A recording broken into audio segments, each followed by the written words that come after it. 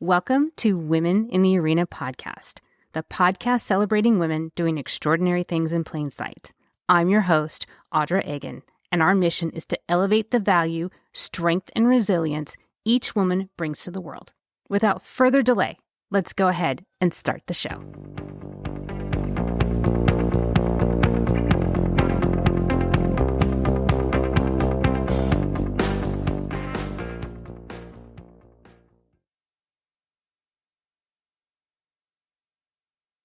Welcome in, everyone, and welcome new community members.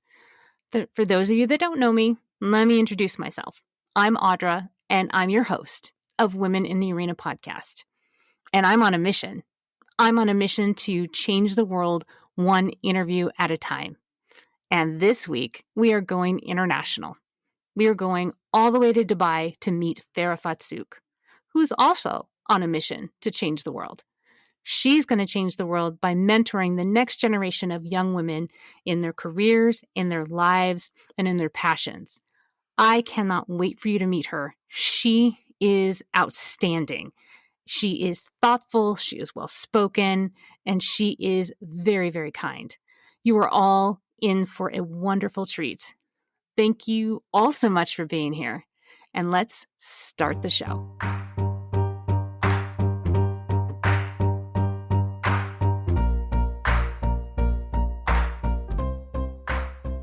Welcome in, everyone, and thank you all again for joining me today. I am joined by an incredibly accomplished woman, and she is as brilliant as she is as kind. I'm joined today by Farah Foustok, and she is currently the Chief Executive Officer of Lazard Gulf Limited in Dubai. Farah has a heart for servant leadership. In 2013, she co-founded the first nonprofit female mentoring program in Dubai. She continued in 2015 and co-founded the steering committee for MENA chapter for the 30% Club to develop and promote female leadership in the region. In 2019, she was awarded the International Investment Woman of the Year. And in 2020, she founded the organization for Terra, which helps bridge education and corporate sector for female future leaders. It is my pleasure and my honor to introduce to you Farah Foustok. Farah, thank you so much for joining us today, and welcome to the show. Thank you so much for having me with you. So, Farah, before we get started, I read your incredibly impressive bio, but we want to get to know you a little bit better as the woman. Can you tell us a little bit more about yourself? Sure. I think my proudest moment is my children. So I have an 18-year-old and a 16-year-old, my legacy in life. And I think it's through the nurturing, maybe the maternal instinct, and always growing up around children, this feeling of guidance and support for the next generation, which truly is for me my passion. Seeing a smile on a child's face or seeing the impact that you've had on somebody else's life is truly very inspiring to me. And you demonstrate that through your work and your life. And I think that this idea of mentorship is extremely powerful.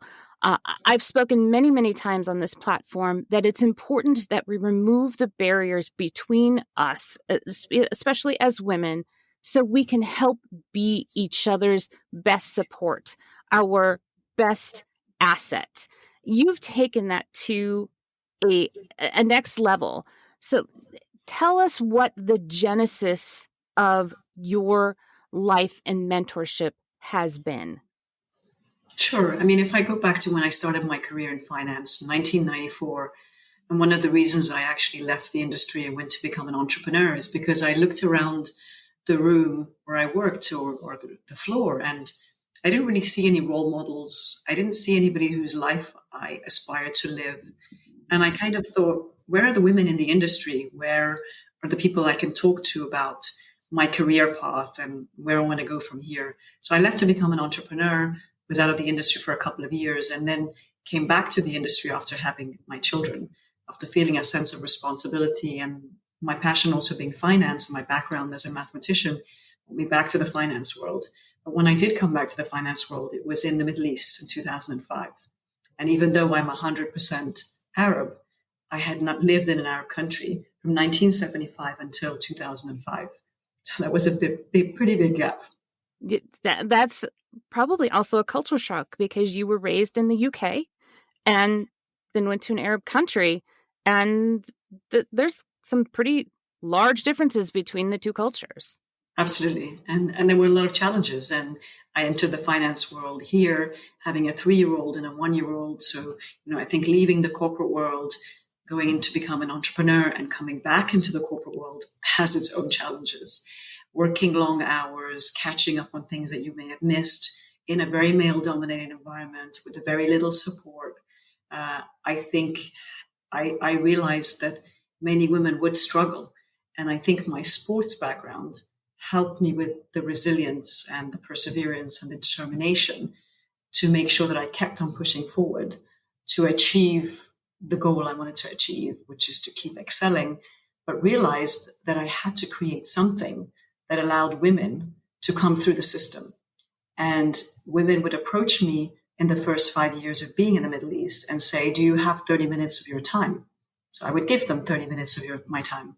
But I pretty much realized very quickly that I'm not sure how many 30 minutes I had to give so many women.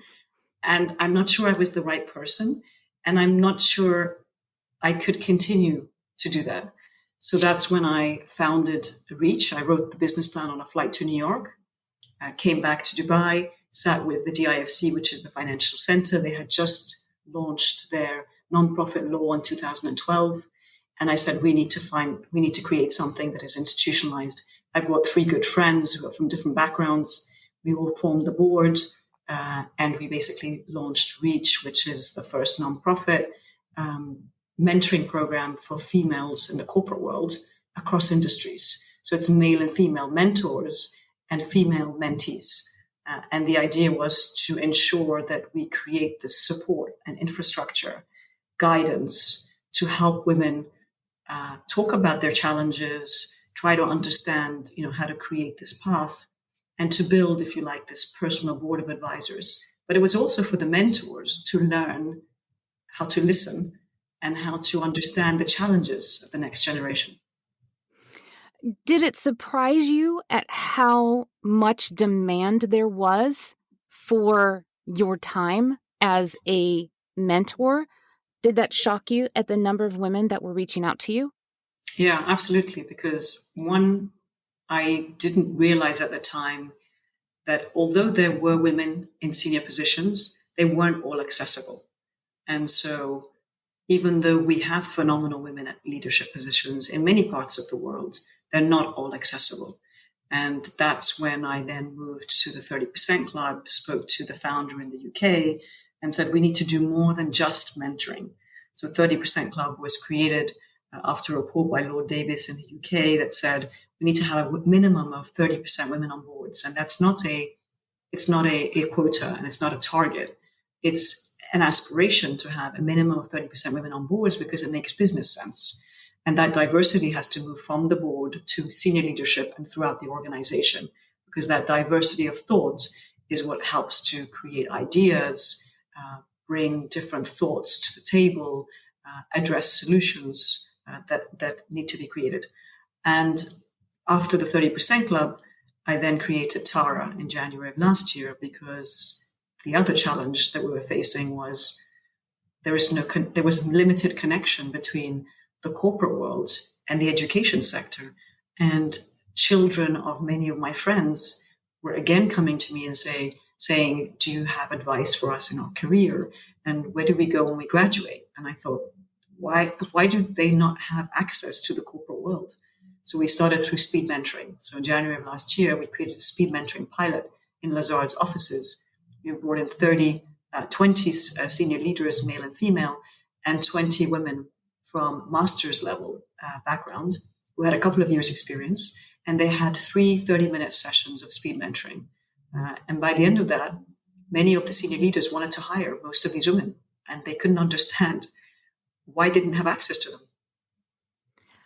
I think that is stunning that through just 3 30-minute sessions that these college-educated women having access to these corporate leadership women and positions, just after that brief experience, that brief exposure, they were able to elevate themselves into a corporate position where that wouldn't have existed before this organization.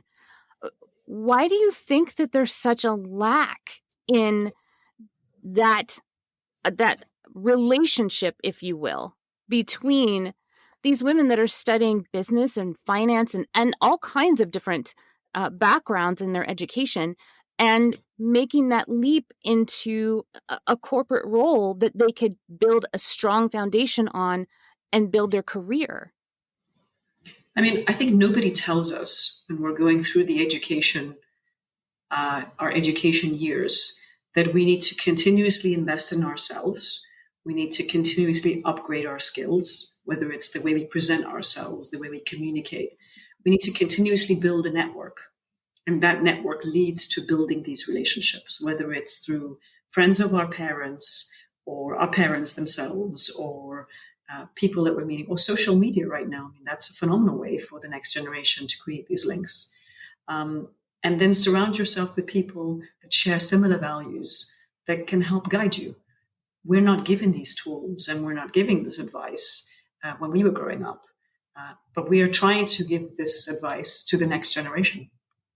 You and I have discussed prior to this that as young girls, as young adolescents, and as young women, we haven't been taught to mentor other women. That's not something that has been ingrained in us. That's not something that we have discovered as a need until we get older. But what you're trying to do is create that awareness, that education at a younger age, so perhaps they wouldn't have to scrap themselves up in corporate America, or in your case, a global corporation, as difficult. I mean, it's still going to be difficult, but it won't be as difficult if we were given the tools at a younger age. And you had mentioned, taking advantage of your access to mentors all around you. For those that are listening now that are newer in their careers, or maybe even have children, daughters that are in high school age, or young adults in college, what's some easy information or easy tips that you can give them to help them start building this strong foundation? I mean, LinkedIn is one. I mean, you can go into LinkedIn and you can search for things that you're interested in, whether it's sustainability or impact or emerging markets, or whatever it may be that you're interested in, fashion, whatever it may be. And you will come up with people in this industry that you can automatically connect to. I have students that have connected to me on LinkedIn completely cold, just to say they're looking for some advice. Can I talk to them? And I do. I've had them coming from all over the world. And on the back of that, we hosted an event, Tara, in association with Bloomberg, in January of this year, called Next Gen Connect, where we put together a consortium of 4 organizations. It was Tara, Gain, Grasp, Bloomberg. And we basically had 1,100 female university students registered from Asia, the Middle East, UK, and Spain. And it was a 2-hour session on the future of investing. All the panelists pretty much were women. And we had on every panel a woman from Asia, a woman from the Middle East, and a woman from the UK or Spain. And we had 600 attendees on the day. And the idea is to follow up with speed mentoring in April to allow more connectivity to these role models for these students. I actually just spoke to one before our talk today. She just wanted to ask simple questions. How do I organize my day? What should I focus on? How do I make sure I'm learning the right things? And I think just asking simple questions from somebody who's in the industry is all it takes to inspire the next generation and make them feel valued, important, that we care.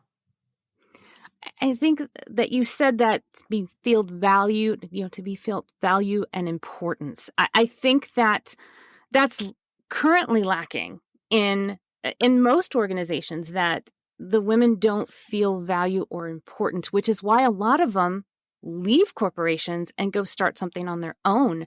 How can the women that are in those organizations help change that culture?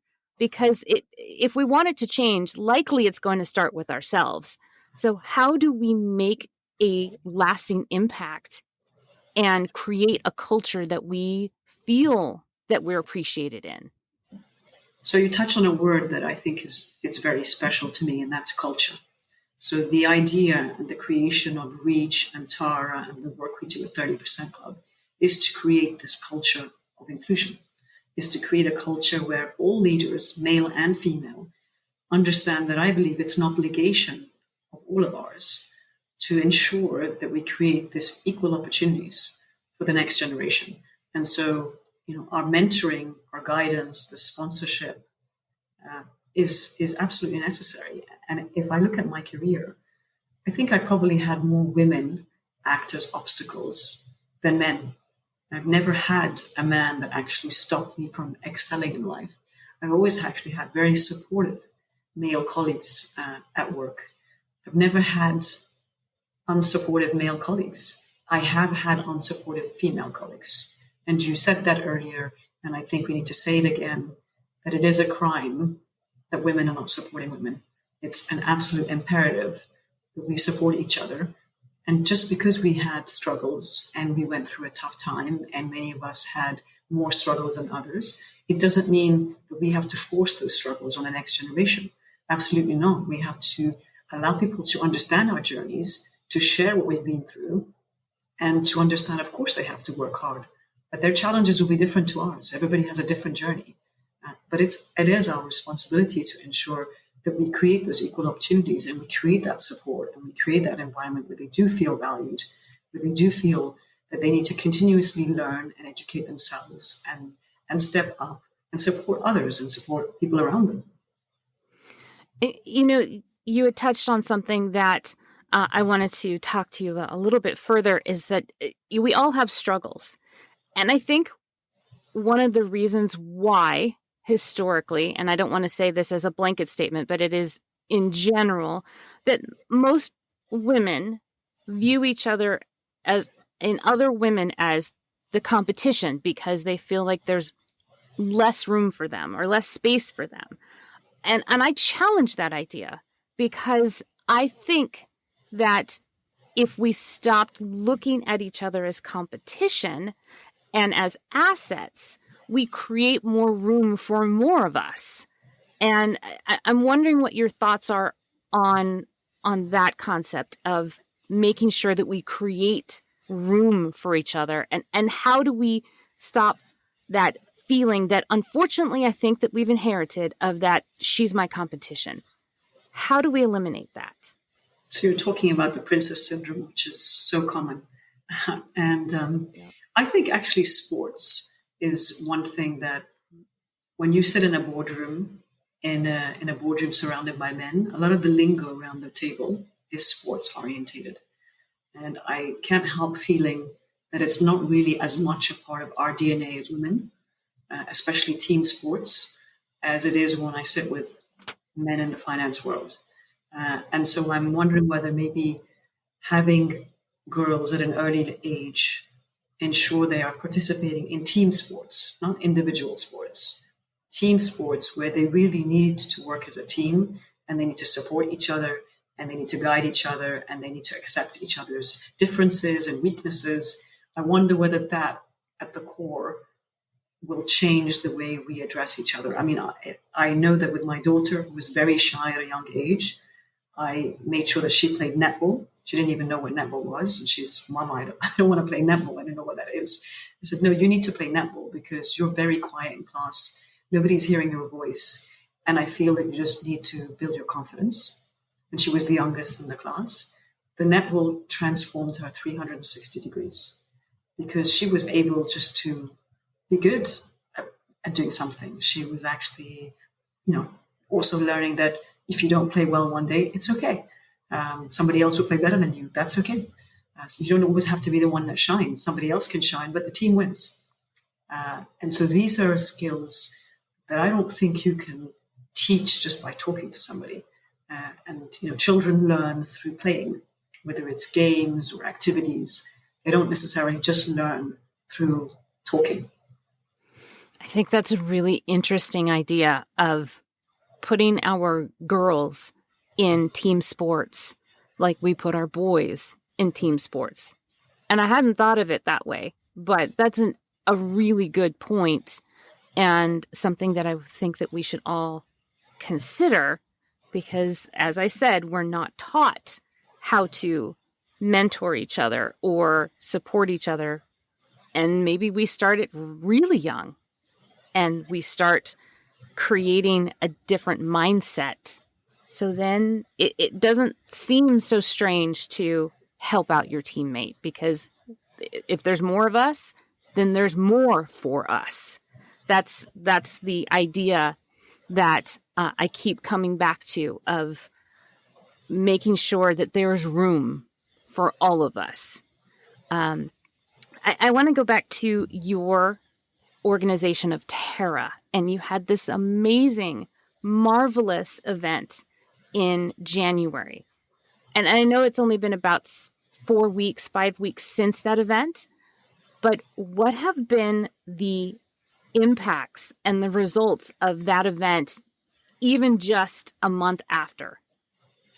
So we're collecting a lot of the information and the feedback, but many of the students were also involved as shadow panelists. They were involved as panelists, so as moderators. And we as the organizers were just so impressed by the quality of some of these students. It was just incredible. It was so inspirational. And I think perception even has changed around the world of having a Saudi female student interviewing an entrepreneur from the UK, the way she presented herself, the way she spoke such fluent English with an American accent, but incredible. I mean, people would never think this. And many of the students have come back saying it was one of the best events they've ever attended. Their ability to be able to see such inspirational women that spoke about their expertise and the field of finance. We also learned how important sustainability and impact is to many of the next generation. And they want to hear us talking more about the SDGs, United Nations, development goals. They want us to talk more about investment from a sustainable perspective. And, for us, it was, how do we continue this? What's next? And so we've said in April, we'll run some speed mentoring sessions because we said one is the knowledge piece and the next is also the speed mentoring and making sure we have this connectivity. And then we'll probably have another event later in the year. And maybe even the event later in the year will be to less privileged students who don't have any access at all. What do you see as your long-term goal or your mission for Terra? I know that this is just the beginning, and knowing your history, you never do anything small. So what is your long-term vision for this organization? So I want to change the world. Is that big enough for you? Big enough for me, because I share in that vision. I want to change the world. How do we change it? So I don't know if you know the story of the starfish on the beach. That's a very famous story. It's a fable where a little girl is on the beach and she sees a starfish and she picks up the starfish and she throws it into the water. And so, by the way, Tara means star in Sanskrit. So to me, the mentees are the rising stars and the mentors are the guiding stars. And as she throws the starfish into the water, a man walks by and he sees her and he says, "What are you doing?" And she says, "I'm throwing the starfish into the water." And he says, "Why would you do that?" And he looks along the shore and there are thousands of starfish. And he said, "Look at all of those. How could you possibly make a difference?" She picks up another starfish and she throws it in the water. And she says, "I made a difference to that one's life." And she continues to throw the starfish. He leaves her and runs by the beach. Then he turns around and he sees what she's doing. And he starts to pick up the starfish and throw them in the water. So to me, this is the domino effect of creating this culture where each one of us is responsible to guide and mentor the next generation. And as we do, so do they. I think that is a beautiful vision, and what just a powerful vision of what your mission is. And whatever I can do to help you with that mission, I volunteer. So Thank whatever you. it is, I say yes to. We are rounding out on time because I know that you are exceptionally busy and you've been very generous to give us this time today. But I wanted to ask you a couple of questions as I ask intriguing questions to everybody towards the end of the segment because, one, they're interesting. Two, honestly, sometimes it's for my own amusement. So let me go ahead and ask you a couple of questions. I have stated many, many times on this show that this past year, while it has been difficult, it has been just ripe with opportunity if you're willing to be open and say yes. So what have you said yes to in the last year? So I have said yes to connecting to the next generation from all over the world. In the past, mentoring was face to face. Now I'm mentoring and speed mentoring students from all over the world, from China to Australia to the United States to emerging markets all over the world, which has been phenomenal. So it gave you a global reach. Mm-hmm. So you can Exactly. impact and change more lives all over the globe. So Exactly. one step closer to changing the world.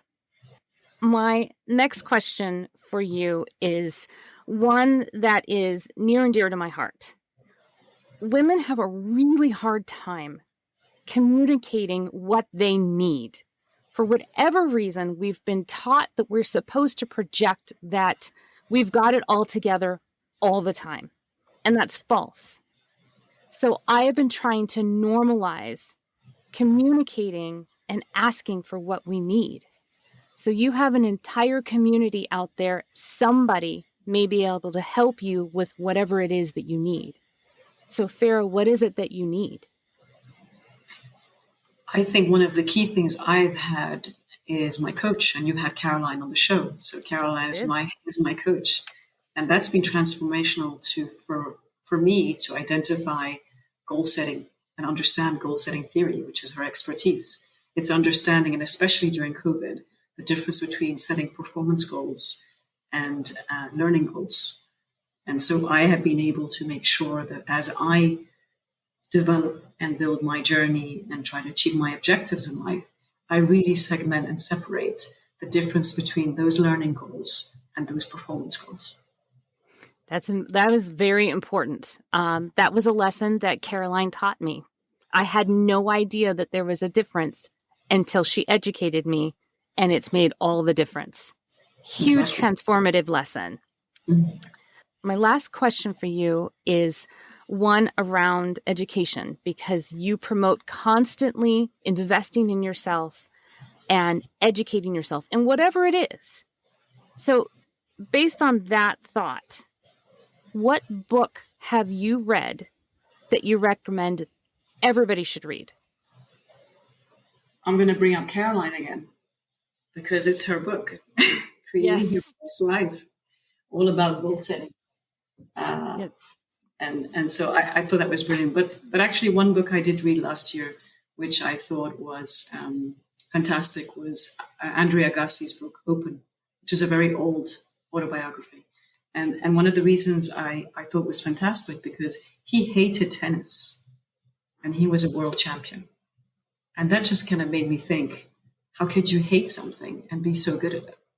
And so actually, there's so much discipline in life. And there's so much around the perseverance and the grit. And actually, if you really want to do something, there's nothing that stops you. That is a beautiful lesson for all of us to learn. I want to give you an opportunity to give one last final statement to leave with the audience. So one thing I would say that I think is absolutely key is this professional network, is that as women are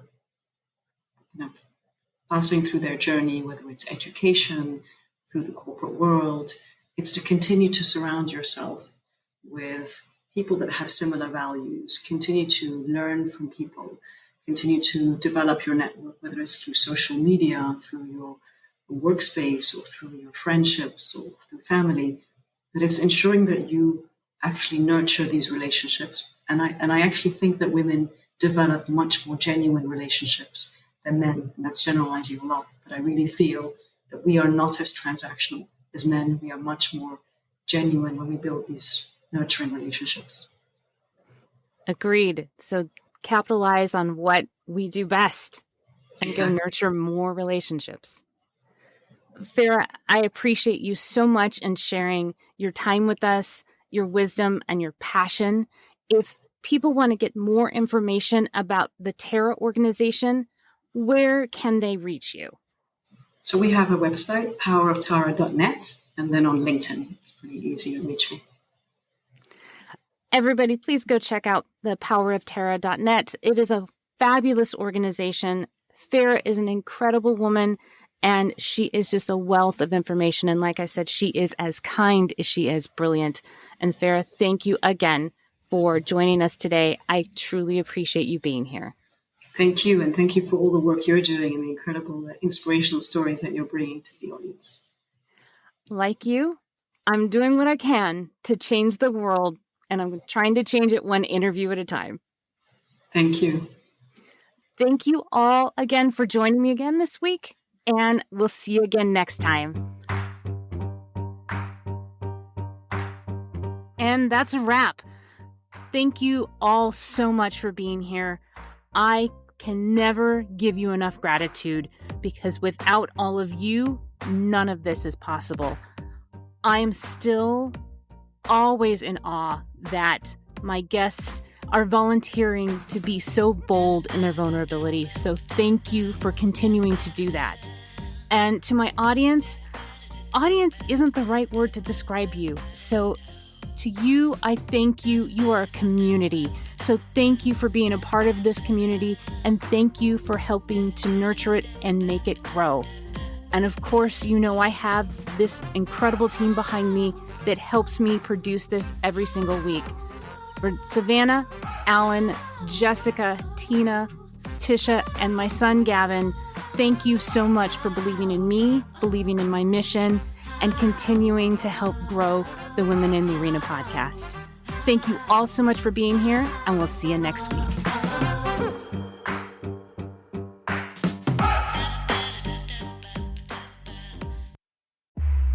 This is just the beginning.